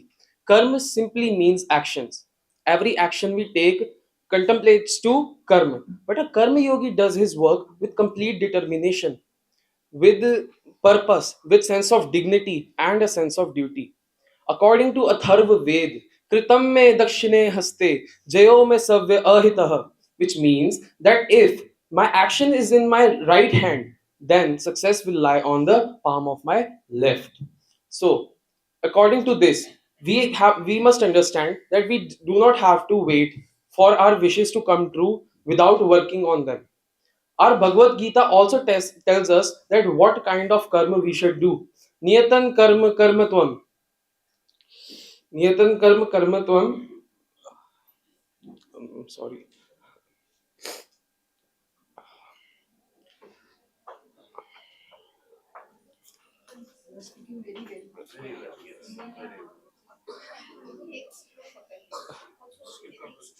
Okay. So our Niyatan karma means that we have to do what we are entitled to do. Imagine I am a student and my duty is to just grab education in my life. But if I also want to do social work and I start to fail in my classes, then my Niyatan karma is being misused. I'll give another example. If I am a police commissioner of a city and I am a very, very great Gyani of Bhagavad Gita, if I am preaching 4 hours a day of Bhagavad Gita to everyone, it is a very noble cause. But if during that time my city is going from law crisis, then my Niyatan Karma is being violated. Niyatan Karma says that we have to do what we are entitled to do. And lastly, a Karma Yogi must not think what we have to do in future. He must never contemplate about the results of his karma. He must do his karma every day and think that it is his dharma. Thank you very much. कर्म से ही भाग्य बनता है.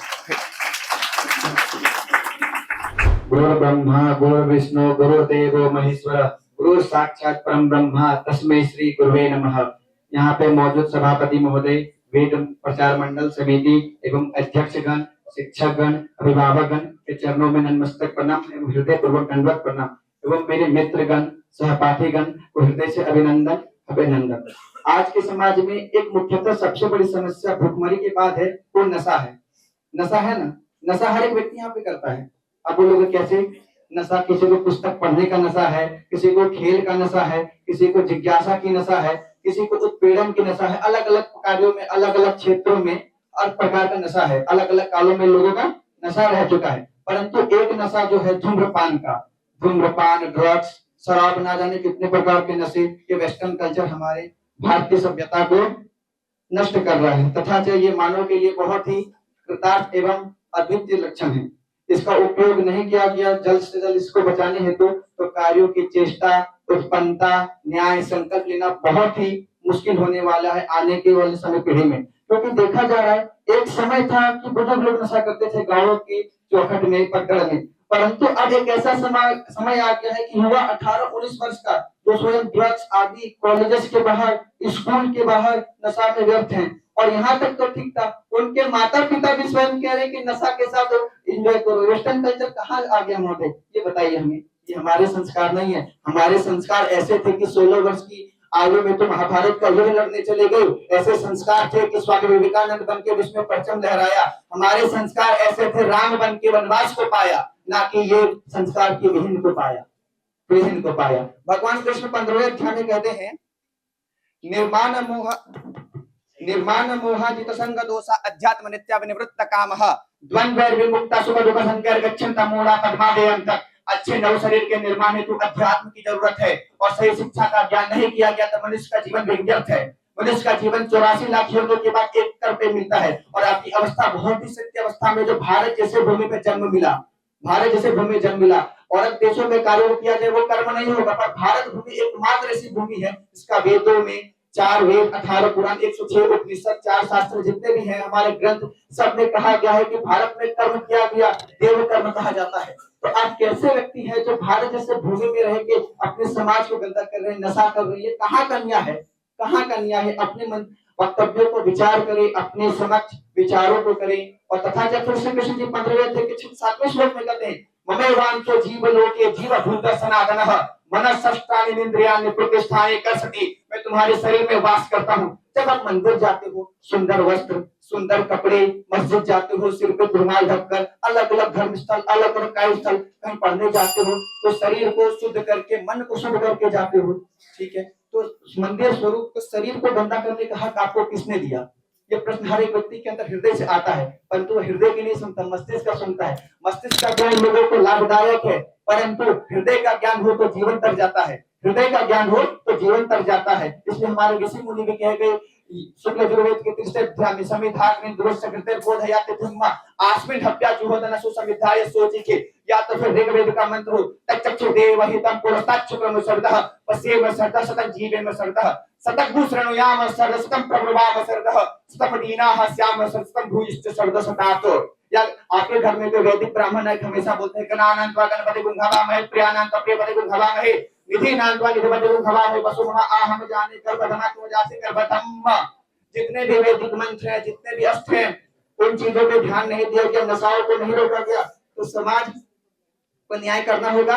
और आपके विचारों को मैं तो अपने समक्ष प्रस्तुत कर दूंगा और कार्यों को आपके समक्ष करना होगा। कार्य को नहीं कीजिएगा तो हानि हमारा ही है। भगवान ने तो पुस्तक दे दिया, कार्यों को दे दिया, करोगे तो लाभ हमारा है, ना करो तो जीवन आपका बिगड़ना तय है। इसलिए श्रेष्ठ कार्यों को करें, वस्तु करें और आप लोगों की सेवा से नए निर्माण, समाज का निर्माण करें।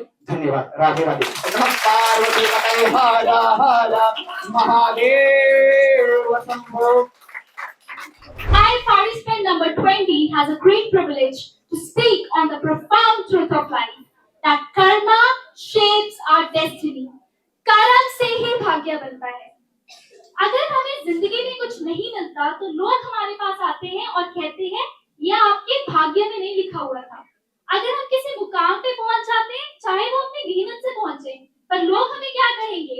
इसकी डेस्टिनी में लिखा था, इस वजह से इसको मिल गया। हमारी मेहनत, हमारी अकाउंटेबिलिटी कहीं नहीं। सो कर्म है क्या? कर्म वो चक्र है जिससे हमारी जिंदगी चलती है। कर्म वो आईना है जिससे हमें दिखता है कि हमने हमारी जिंदगी में क्या किया। अगर आप अच्छे कर्म करोगे तो आपको अच्छे दिन मिलेंगे। तो इसीलिए मोदी कहते हैं अच्छे दिन आने वाले हैं क्योंकि वो अच्छा काम कर रहे हैं। तो अगर बुरे काम करोगे तो आपको बुरे ही नतीजे मिलेंगे उसके आपके सामने। तो इसको पेश करने के लिए मैं आपको एक उदाहरण देना चाहती हूँ। एक बार की बात है, एक कक्षा में एक लड़की थी। उस छात्रा को कैंसर की बीमारी थी एंड इस वजह से जो उसके बाल थे वो दिन पर दिन कम होते रहे। जब उसके बाल बिल्कुल ही चले गए तो वो बेचारी विग लगा के स्कूल में आने लग गई। जब एक दिन वो बैठी थी तो कुछ दो शरारती लड़कियां थी जिसने उसका विग उतार दिया और सारी जो कक्षा थी वो उस पर हंसने लग गई। अब उसको इतना बुरा लगा कि वो रोती रोती बाहर चली गई। कुछ दिन के बाद यही वो लड़का जिसने उसका विग उतारा था वो उसके पास जाता है, उससे माफी मांगता है और उसको कहता है कि आप बहुत ही मुश्किल घड़ी में थे और मैंने आपके साथ गलत किया, मुझे माफ करो, मैं अब समझता हूँ।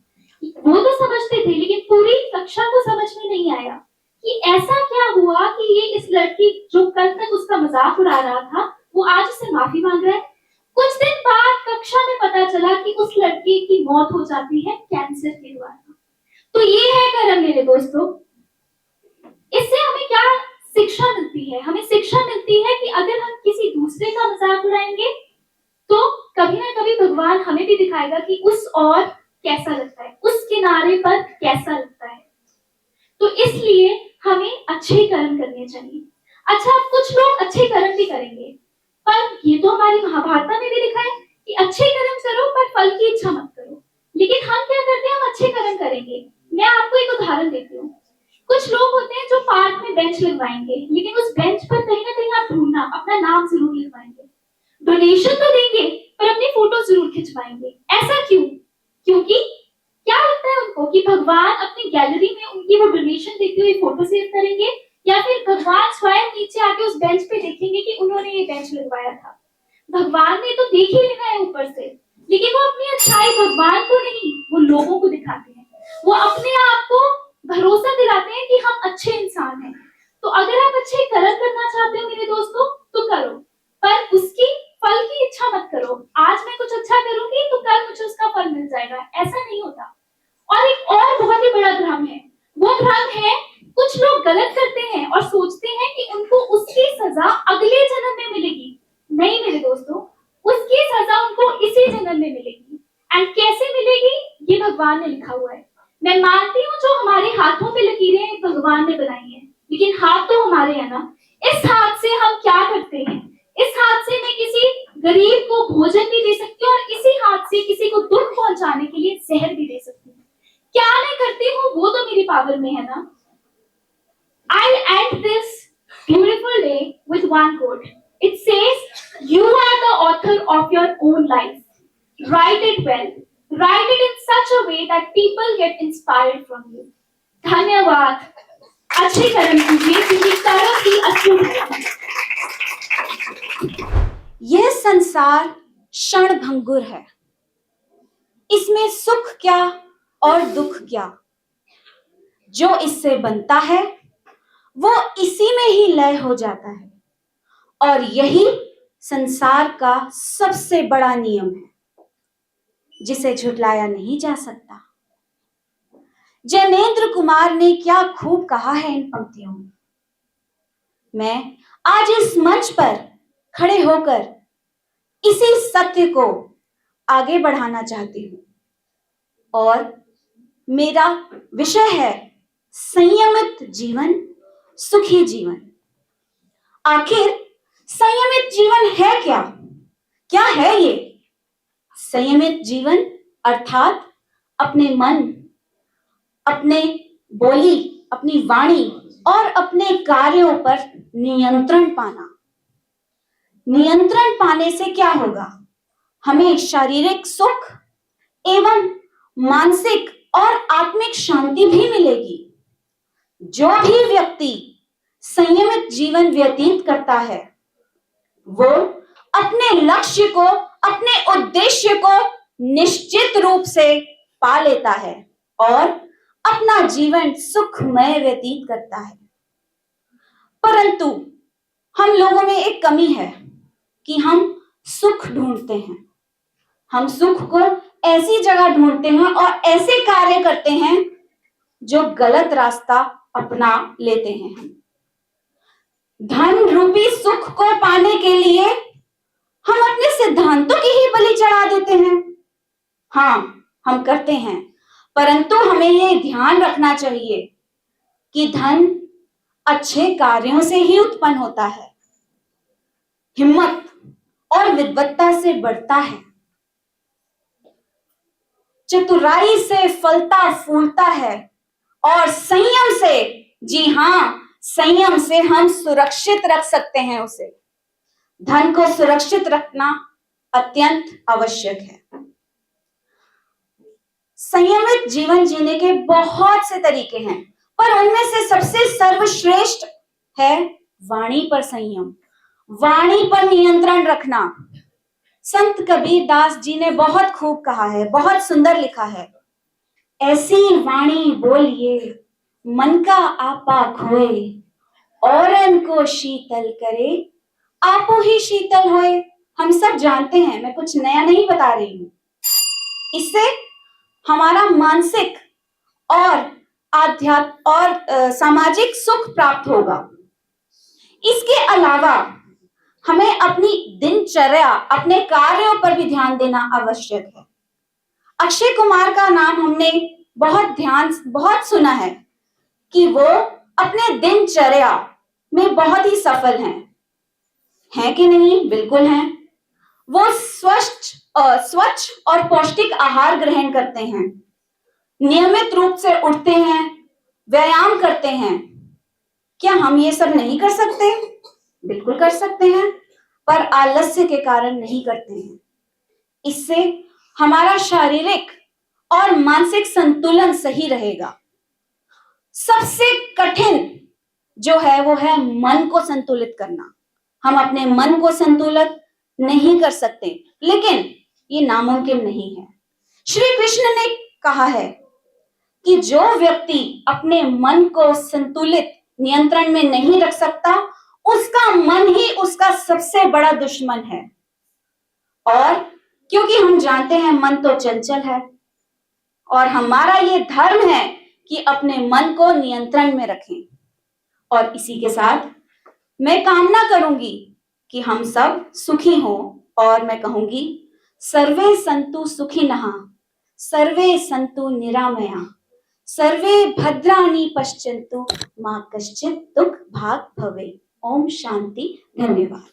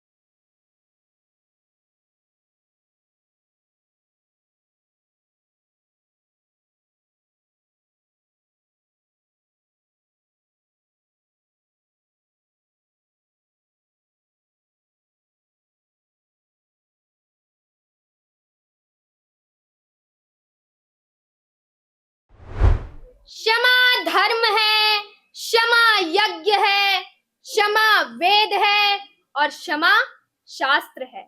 जो इस प्रकार जानता है वे क्षमा करने के योग्य हो जाता है। आत्मा ना कभी मरती है ना कभी क्षति होती है।